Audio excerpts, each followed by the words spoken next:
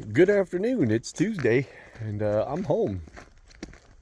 It's only 1:45, so I'm home early. Got people coming to the house to look at our heating and air AC unit, our HVAC unit.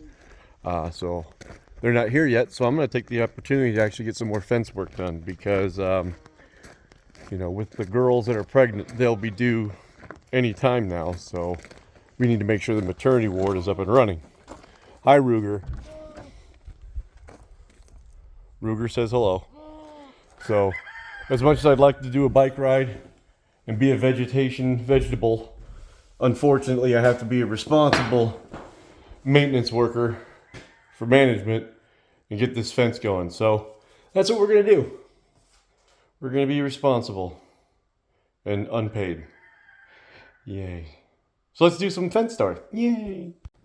Okay, so here's the easy part. We got the fence out. Well, it's up here, so we're going to start tugging that way, and we're going to pull from that end. So I'm going to back the truck up, and then we'll put the you'll see, we'll put the stretcher on there, and we'll stretch it towards the back of the truck to get everything taut, and then we'll just secure it, and then we'll do T-posts.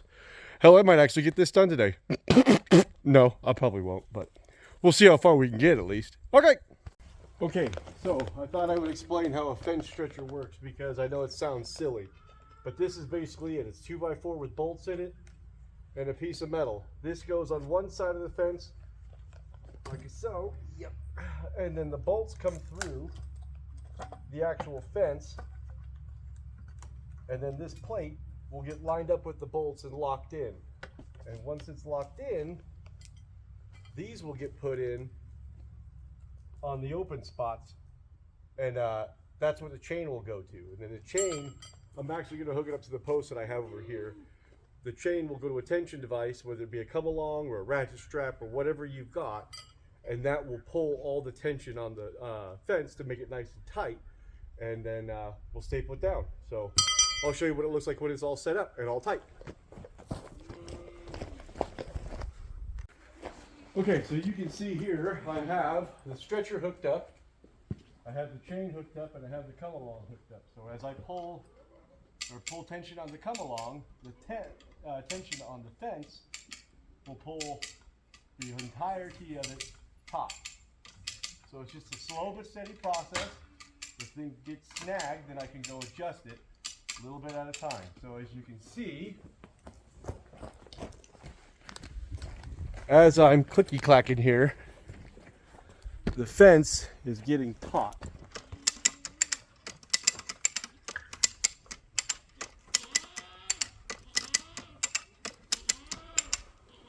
So that's how that works. Okay, and a couple of staples later, fence is tight all the way to that corner. So now I just got to clean this up, wrap it around the post, drive all the T-posts, tie them off this T-post, put all the bracing in, and this fence, and put the gate back on, because that goes right there. This fence is done. Make it sound easy, but it's probably gonna take me the rest of the night. Yay! Okay, so the gate is remounted. Fence is totally stapled off.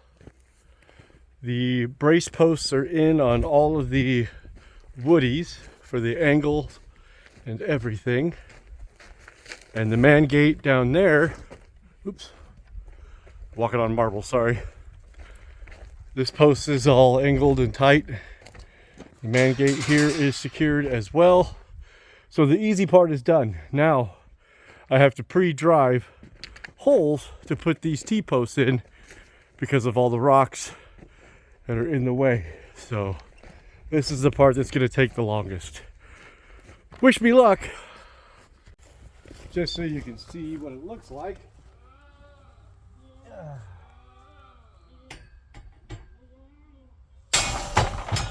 Not that part. This is my stake that I use to pre-drive.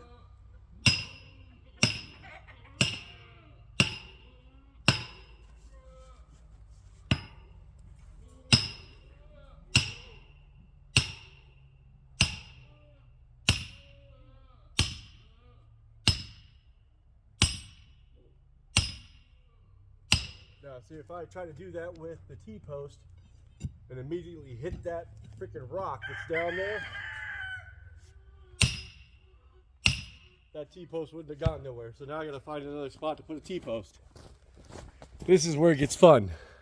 Okay, 6 tries later, and about 1.5 feet over, I think I found a spot. Now, this post hole driver, or this T-post driver, is an 80-pounder. This isn't the little one you get from fucking Tractor Supply. This is the big boy model.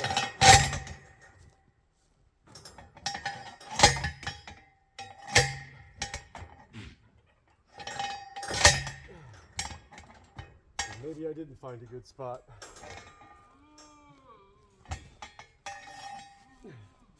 Do-overs. And after an hour of poking holes and setting posts and re-poking holes and resetting posts, you should have something that similarly looks like that. They're not perfect. I don't care. They're fine. Now we got to do that little section over there. Or I can actually walk, sorry. This little section here. So basically 3 more to go. Should be another half hour, 45 minutes. So almost done. Okay, so now we've got all the T-posts in. It's 4:30. I am legitimately out of breath. Driving these things is a monster, especially with that 80-pound freaking Widowmaker, or T-post driver, as civilians call it. But we got us a pretty nice fence here.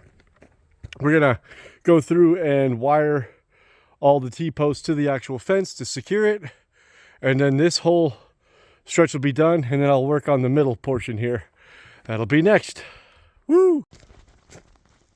All right, it's 4:45. I'm done. I'm calling it quits for the day.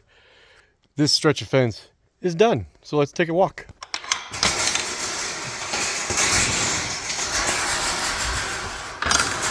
Nice strong latchy latch. Now,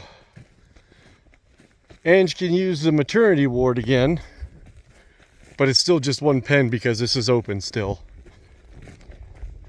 But everything's all tied off, secured. Man gate's got its latch on there. I might put a second chain. I do have another one. Odin? Okay, sorry, I got cut off. I had to let Odin in because God forbid I go through a gate and he don't go with me. So everything is secured. I got my supports on there. Now this center section is what's next. I have to put in a new woody. Put them down here, but the way I'm doing it now, I only need one. But I need to pull this haberdashery of T-posts out, put a woody in here for this gate to make it all correct. And then we're going to re-stretch this fence from that post all the way to here to make sure it's tight. So that's whenever's agenda. Biggest thing was getting this fence done so Ange can at least use this pen again for either the dog or for whatever. So done deal.